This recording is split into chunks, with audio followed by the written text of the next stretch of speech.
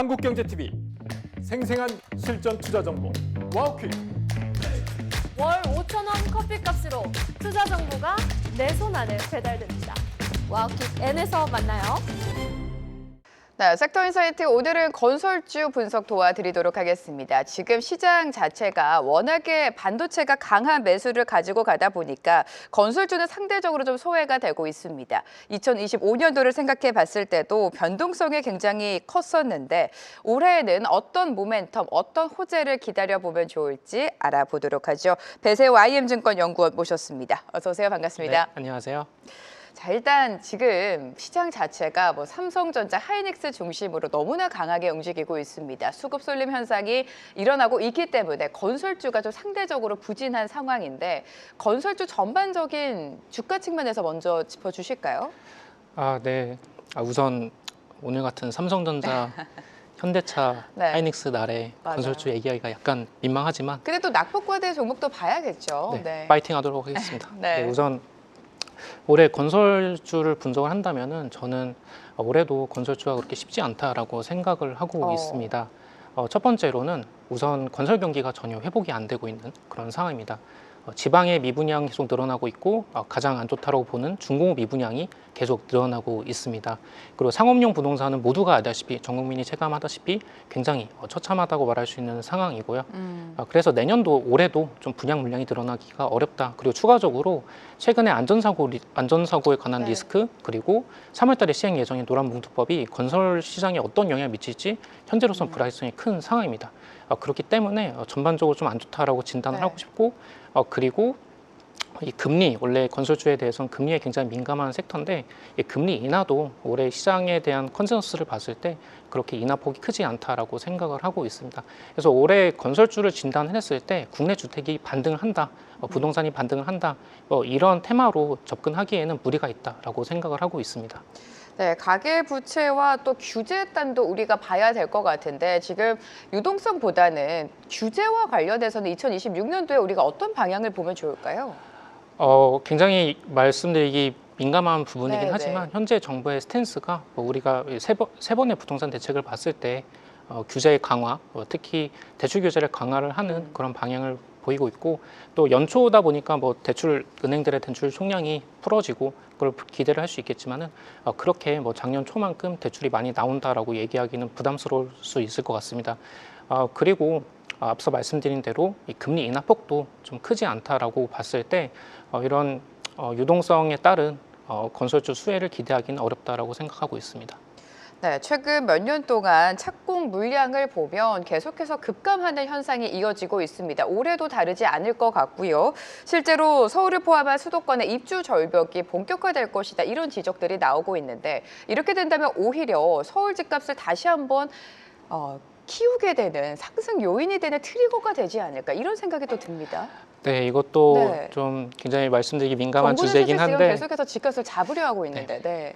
좀 질문하신 부분을 답변을 하면은 공급이 입주 절벽이라고 하면은 사실 부동산 하락기 공급은 두 가지가 있습니다. 첫 번째로는 기존에 있는 공급, 그러니까 아파트 매물인 거죠. 그리고 새롭게 들어가는 매물, 신규 공급인 건데 부동산 하락기에는 아파트 매물이 많이 풀리면서 신규 공급이 없더라고 해도 실수요자들이 원하는 양질의 주택을 구할 수가 있습니다. 하지만 작년과 같은 부동산 상승기, 지금도 부동산 상승기가 이어지고 있다고 판단하는데 이런 시기에는 아파트 매물이 잠겨버립니다. 그래서 신규 공급에 기대를 할 수밖에 없는데 모두가 아시다시피 지금 신규 공급은 절벽이라고 표현할 정도로 굉장히 저조한 상황입니다. 올해만 했을 때 서울의 아파트 입주 물량이 한 2.7만 호, 그리고 내년도에는 1.4만 호, 올해도 전년 대비 한 30% 줄어들고요. 내년도에는 50% 정도 더 줄어듭니다. 입주 물량 같은 경우에는 착공 시점에 거의 다 정해지기 때문에 27년도에 입주 물량은 거의 픽스가 되어 있다라고 보시면 되는데 지금 같은 부동산 상승기에는 이렇게 입주가 저조하다라는 부분은 충분히 실수요자들에겐 공포로 다가올 수 있고 또 이런 상승 시그널로 적용할 수 있다라고 보고 있습니다. 네, 지금 6월에 또 지방선거를 앞두고 있습니다. 선거를 앞두고 대규모 개발 공약들이 쏟아져 나올 텐데 과거 사례를 봤을 때 이게 실질적으로 수주가 이어지고 기업들의 실적 개선으로 가야 되는 거잖아요. 이번엔 어떻게 흘러갈까요? 네. 정부가 부동산 대책을 내놨을 때 LH 중심으로 시행을 하겠다라고 했습니다. 기존에는 LH가 땅을 민간 건설사한테 매각을 하고 민간 네. 건설사가 직접 개발하는 형태였다면 이제 LH가 직접 시행하고 건설사는 그냥 짓는 시공만 역할을 하는 그런 식으로 정책을 추진을 하고 있는데요. 이러한 경우에는 중소형 건설사들에게 수혜가 있습니다. 실제로 11월, 12월 달에 이런 정부의 스탠스가 발표된 이후로 중소형 건설사들의 주가 상승폭이 굉장히 컸습니다. 이번에 또 1월 중순에 신규 공급 대책이 발표가 될 예정인데요. 아직 어떠한 내용이 포함될지는 모르지만은 언론 보도에 따르면은 소규모 그린벨트가 해제된다거나 아니면 도심 내 유유청사를 이용을 한다거나 한 수만 가구 정도의 공급 대책이 나올 예정인데요. 이것 역시 관이 시행을 하고 민간 건설사는 짓는 그런 역할을 할 거기 때문에 이것 역시 중소형 건설사들에겐 일부 수혜가 있을 거라고 생각을 하고 있습니다. 하지만 실제로 건물을 짓는 데까지는 상당한 시일이 걸리기 때문에 그냥 발표가 된다. 그래서 중소형 건설사들의 주가가 일시적으로 오를 수 있지만 실질적으로 건설사들에게 매출이 늘어난다거나 수주가 쌓인다거나 하는 거는 큰 시일이 걸릴 거라고 보고 있습니다. 대형보다는 중소형 건설사가 단발적으로 주가는 상승할 수 있지만 실질적인 수주라든지 실적까지 이어지기에는 제한적일 수가 있다. 이렇게 지적을 해주셨습니다.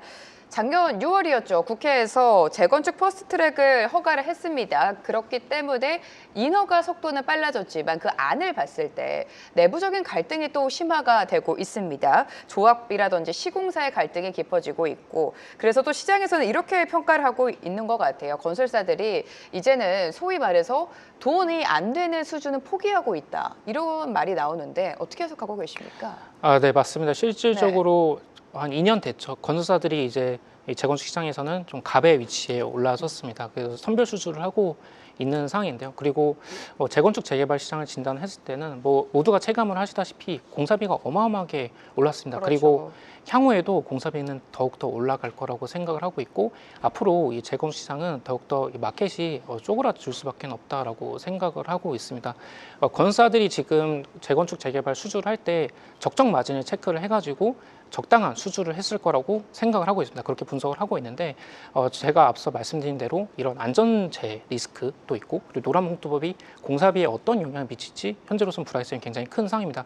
다만 공사비는 앞으로 지난 2년 동안 공사비는 안정세를 좀 유지했다면 올해부터 그리고 내년까지 좀 공사비는 다시 재차 상승하지 않을까라고 분석을 하고 있습니다. 그래서 현재 건설사들이 적정 수준의 마진을 확보했다고 했을 때 실제 공사가 진행되는 3년 동안 얼만큼 공사비가 올라갈지 현재로서는 예단하기 어려운 상황이기 때문에 건설사들의 마진 같은 경우에는 조금 보수적으로 예상을 하는 것이 타당해 보인다 보고 있습니다.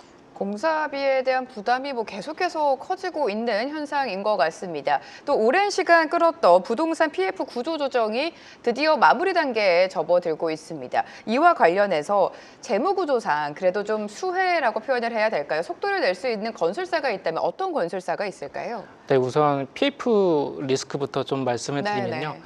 PF 리스크가 해소됐다라고 말하기에는 아직까지는 좀 이르다라고 생각을 하고 있습니다. 구체적으로 말씀드리면은 작년 9월 말 기준으로 PF 익스포저가 한 180조 원 정도가 되는데 그 중에서 금융당국이 분류한 위험 PF가 대략적으로 한 18조 원 정도가 됩니다. 위험 PF라는 거는 아직까지 착공하지 못하고 땅만 가지고 있는 그런 현장들이 대부분이기 때문에 이 18조 원이라는 거는 거의 땅의 가치라고 봐도 무방하다고 보고 있는데 사업 하나당 한 500억 원 정도만 잡아도 300여 개가 훌쩍 넘는 사업장들이 있는 것입니다. 그래서 이런 것들이 저는 아직 PF 리스크가 해소가 됐다라고 말하기는 이르다라고 생각하고 있고 당연히 금융당국이 열심히 노력을 하고 있고 PF 재구조화 계속 적극적으로 진행을 하고 있습니다. 경공매 시장이 본격화됐을 때 당연히 재무구조가 우량한 건설사들이 수혜를 입을 텐데요. 제가 커버하는 상장사는 코로나 이후 그리고 금리 상승기에 따른 부동산 불경기 거친 이후로 재무구조가 대부분 악화가 됐습니다. 그래서 그 와중에 좀 재무 체력이 든든하다라고 말할 수 있는 건설사는 현대건설 그리고 DA 리엔시를 말씀드릴 수 있는데요. 두 건설사 모두 땅을 100% 소유를 해서 직접 개발하는 형태는 하진 않습니다. 대부분 어떠한 시행사와 JV 형태로 SPC 통해서 개발하는 것들을 영위를 하는데요. 당연히 이 두 건설사들이 좀 수혜를 입지 않을까라고 생각하고 있습니다. 네, 체코 원전 이후에 올해는 유럽에서도 추가 원전 수주에 대한 기대감이 있습니다. 이제는 건설사가 주택뿐만이 아니라 원전이라든지 아니면 트렌드에 맞춰서 AI 열풍과 함께 데이터 센터에도 좀 집중을 해야 될 것 같은데 이 새로운 모멘텀에는 어떻게 접근하면 좋을까요? 당장 올해를 진단했을 네. 때는 저는 원전이 압도적이다라고 생각을 하고 있습니다. 뭐 작년도에 뭐 여러 가지 이슈들이 있었죠. 뭐 체코 원전도 수주를 했고요. 네. 근데 올해는 작년보다 훨씬 더 많은 원전 모멘텀이 있을 거라고 생각을 하고 있습니다. 가장 빠른 시기로 볼 수 있는 거는 이 홀텍의 미시건주 SMR 사업인데요. 현대건설이 시공을 맡을 예정입니다. 뭐 어제자에 따르면은 홀텍이 미시건주 SMR 사업에 대해서 인허가 신청서를 냈습니다. 원자력 규제위원회에 냈는데 이르면 연말까지 통과가 될 것으로 보고 있습니다. 그러면 이 SMR 2기를 짓게 되는 건데요. 이거를 현대건설이 시공을 담당할 예정입니다. 그리고 당장 상반기에는 그 부지 조성부터 시작을 해가지고 실질적으로 현대건설 매출에 이 홀텍 미시건주 사업이 인식이 될 예정입니다. 그리고 불가리아 원전 본계약도 올해 하반기로 예정이 되어 있고요. 현대건설이 EPC를 담당하는 사업입니다. 이 외에도 이 미국의 원전을 키우겠다는 의식 그리고 뭐 작년에 행정명령을 봤을 때 2030년까지 미국의 원자로 10기를 착공하겠다는 그런 계획을 봤을 때 뭐 우리가 모르는 한두 개의 파이프라인이 더 추가되지 않을까라고 저는 기대를 하고 있습니다. 그래서 뭐 데이터 센터, 뭐 원전 그리고 뭐 기타 이런 뭐 가스 플랜트 등등도 얘기할 수 있겠지만은 올해 뭐 건설사들의 화두는 원전이라고 보고 있고 그 중에는 전 현대건설이 가장 유망하다라고 생각을 하고 있습니다. 네, 현대건설이 사실 원전주로도 부각이 되면서 작년에 주가 흐름이 나쁘지는 않았는데 올해 역시 원전에 좀 초점을 맞추고 계신 것 같습니다. 자, 건설주는 뭐 올랐다고 하더라도 여전히 오랜 기간 동안 굉장히 밸류에이션 저평가가 되어 있습니다. 건설을 사양산업이 아닌 성장산업으로 바꿀 만한 요인이 있다고 보십니까? 어떻게 판단하세요? 네. 사실 제가 계속 부정적인 걸 말씀을 드렸고 제가 진단을 했을 때 올해도 어렵고 국내 주택이 그렇게 반등하기 어렵고 당장에 뭐 근 3년을 진단한다고 했을 때 그렇게 획기적인 턴어라운드는 기대하기 어렵다라고 생각을 하고 있습니다.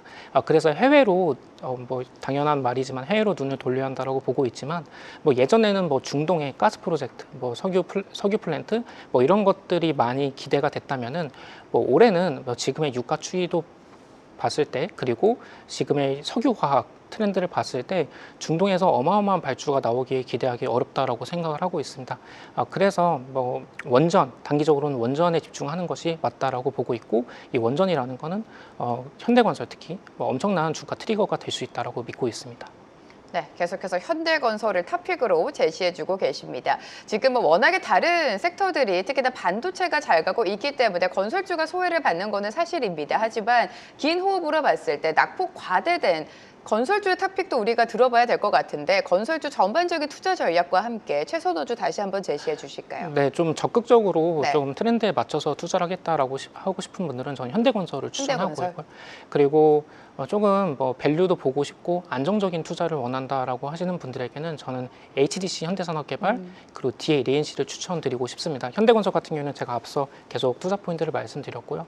이 두 개 회사에 대해서 말씀드리면 현상 같은 경우에는 2028년도까지 영업이익 성장세가 거의 보장이 되어 있습니다. 광운대역의 서울원 아이파크 착공이 시작이 되면서 영업이익 증가세는 28년도까지 무리 없이 지키고 내년도 밸류만 봤을 때는 PER 기준으로는 이미 5배 미만, PBR도 한 0.4배 정도의 형성이 되어 있습니다. 그리고 배당 성향도 괜찮고요.